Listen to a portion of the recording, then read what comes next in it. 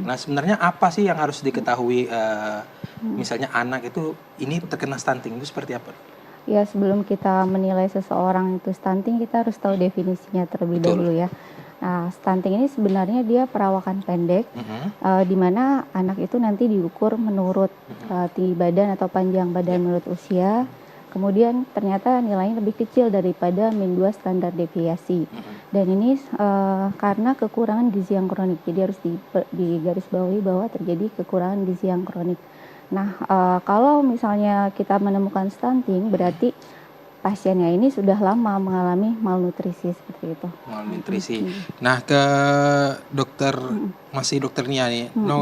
Dokter Nia, kondisi stunting yang dialami anak itu atau anak divonis stunting itu ciri-cirinya seperti apa, Dok?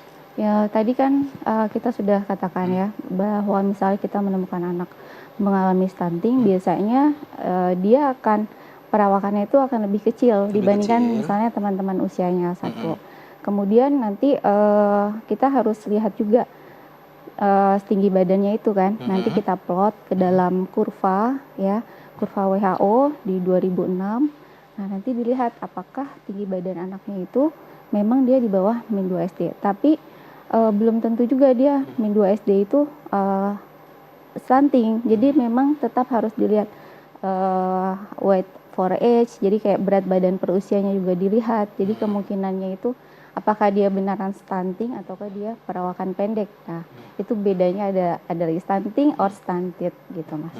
Itu harus ke dokter anak atau dokter yang terkait ya, Dok, Iya, ya? betul. Karena memang kalau kita bicara tentang stunted, dia beda. Kalau stunted itu perawakan pendek, belum tentu stunting. Tapi kalau stunting di mana yang tadi gizinya kekurangan secara kronis, pasti dia perawakan pendek. Nah, kalau anak kita temukan perawakan pendek, kita harus lihat dulu ya, apakah ini termasuk yang variasi yang normal dari anak itu, apakah memang tidak normal.